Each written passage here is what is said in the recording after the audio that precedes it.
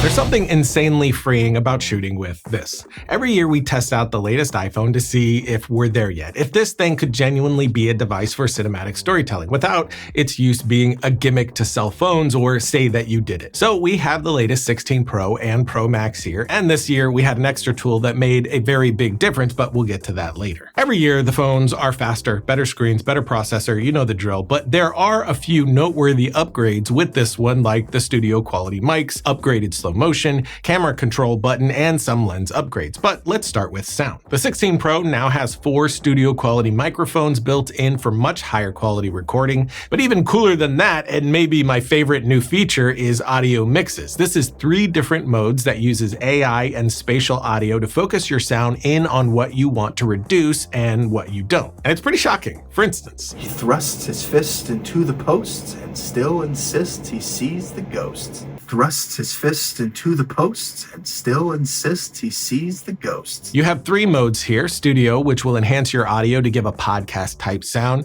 In Frame, which will only grab the audio of what's actually in frame; and Cinematic, which is a middle ground of those 2. And since you can select these after the fact, we can take the same recording and see how each is affecting our sound. He thrusts his fist into the posts and still insists he sees the ghosts. Moving on to the visuals, we now have upgraded slow motion with the ability to shoot 120 frames per second in 4K, which looks great, and I love it. But there is something I don't love, and that is this new camera control button. It is very odd. They put it in a spot where it's very uncomfortable to try to reach while recording, and while recording with one hand, I've accidentally stopped recording and missed stuff, and have accidentally caused it to zoom a bit, which took it off the main lens and lowered the quality. So definitely not a fan of that, and really hope they do away with that in the future, to be honest. But this is a good time to bring up that tool that is making a big difference for me, and that is this, the new mobile video kit from Smallrig in collaboration with Brendan Lee. I've used a few iPhone cages over the years and haven't been a huge fan of any, but this one is different. Now, before we do get into it, Smallrig is a sponsor of this episode, but as it goes with all gear that we use and talk about on the show, they understand that my opinion will always be my honest thoughts. I want to emphasize that with this one because I do genuinely love it. But this is what will allow you to get your hands away from things like that camera control button, and getting your hands off of a camera like this with a small sensor is a must either way. It's a lot more comfortable to shoot this way as well, and I generally feel more in control, but it also gives you the ability to have a proper production setup. And although this is an iPhone episode, you do have a universal mount here, which means you can fit any smartphone you want, not just iPhones. To mount it, you just pull these clamps up until they lock.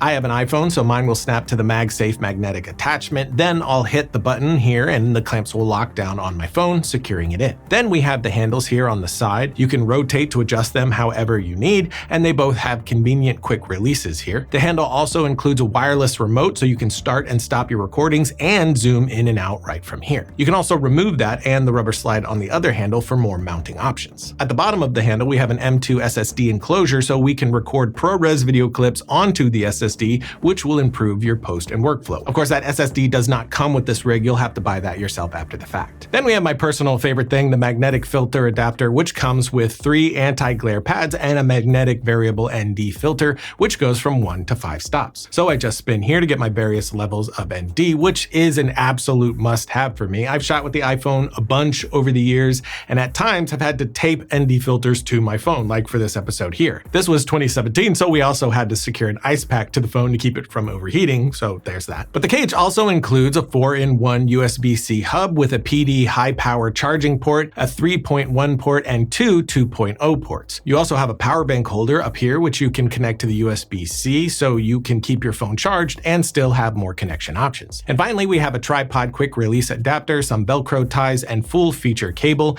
and a solid bag to store it all in. As for mounting, we have plenty of options here with more than enough 1/4-20 holes all around the rig, and we have the cold shoe mounts on the handles as well. So with our phone all set up in the rig, it's obviously better for handheld, but we can connect right to a tripod now as well, like with this shot here. Which also, let's take our first look at the image quality of the new camera. We have a black background here with a red backdrop in front of that. The front of his face is underexposed and some harsh light behind him, so all the ingredients for a phone to look horrible, but it's doing really well here. We shot this in Apple Log to retain as much as possible, and it's doing great. We do have the 3 lenses here with their ultra wide lens, now 48 megapixels, but I do find the best quality is still coming from that middle lens. When we go to the with the zoom lens or the wide. In perfect conditions, they both do really well, but in less than perfect scenarios, there is that quality difference there. And since we're back on the phone, one more new thing that I love is the ability to pause your recording. It makes me feel like I'm shooting VHS again, having the ability to edit right in clip. Obviously, I don't see myself using that for a film, but if you were doing social posts at an event and wanted to cut down on post time, that could really help. Or really how I'm actually using it for, which is for more home video stuff, but still cool. But really, it's the image quality that surprised me the most this time around.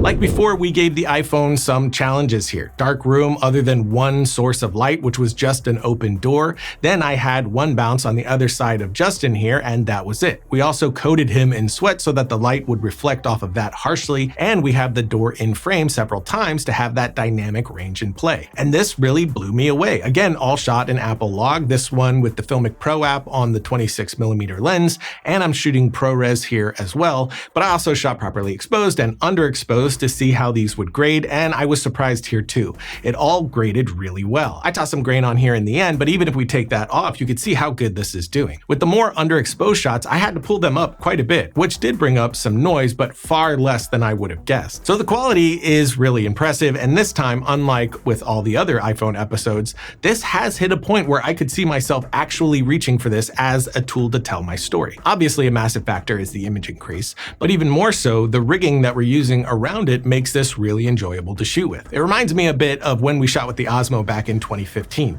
I absolutely loved shooting with that camera because I felt entirely free. I could go anywhere, do anything, and this felt a lot like that. I'm kind of itching to do an action short with this now, to be honest. And again, this Smallrig cage also is letting me rig it however I need. We can go handheld, of course, but we can also drop it right on the tripod like we showed, or even something more advanced like having a car rig like we have here. We grabbed this off Amazon for around $60, so now we can rig this up, use the cage to secure the phone in, and since the iPhone 16 has that killer stabilization, we're getting really solid stuff here very quickly and very cheaply. And everything has gone this way, but it's never lost on me how incredible it is that we can do this type of stuff now on such small budgets. I know I say it every time, but damn.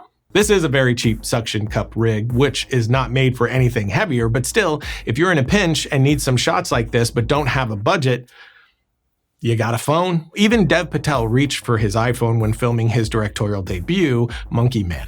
And don't get me wrong, if I were shooting a feature, I still wouldn't want this as my A cam, but it is at a point where I would absolutely shoot a short film with this. It's just a different methodology for shooting for me, just like the Osmo was, or the Ronin 4D is now. Again, a big factor in me saying this is using proper rigging with it. This cage did make a massive difference and really made me enjoy shooting with the phone fully for the first time. And this cage is running for $240 on Smallrig's website. And this wasn't really a review episode, it was a taste test episode, and it was tasty. But to push my point further with these sort of devices, Danny Boyle's next film 28 years later is being entirely shot on the iPhone 15 Pro Max, making it the biggest production shot on a cell phone. His original, 28 Days Later, which was released in 2002, was shot on the Canon XL1, one of the better digital cameras of the time, so it is interesting that he reached for the phone this go around. But that's it, the new phone and some excellent rigging. Links to everything in the notes below, and until next time, don't forget to write, shoot, edit, repeat.